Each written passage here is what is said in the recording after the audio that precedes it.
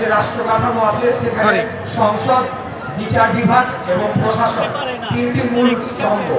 আপনারা লক্ষ্য করবেন যে তিনটাকে খুনি হাসিনা সম্পূর্ণরূপে ধ্বংস করেছে এবং সেখানে কোনো প্রকার নিয়ম নীতি, কোনো প্রকার গণতন্ত্রের ছোঁয়াটা মাত্র ছিল না।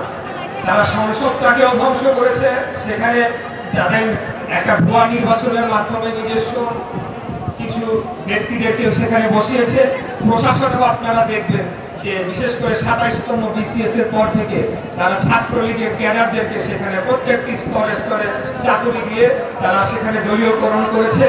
এমনকি বিচার বিভাগেও সরাসরি খুনি হাসিনা নিজে প্রধান বিচারপতি বলেন বা তার পরে যারা বিচারপতিরা রয়েছেন সেখানেও ছাত্রলীগ করা, আওয়ামী লীগ করা এই ধরনের ব্যক্তিদেরকে বসিয়ে তারা বিচার ব্যবস্থাকে ধ্বংস করেছে। আজকে জুলাই আগস্ট গণ অভ্যুত্থানের পরে রাষ্ট্রকে সংস্কার করার, রাষ্ট্রকে মেরামত করার প্রয়োজনীয়তা আবশ্যক হয়ে উঠেছে।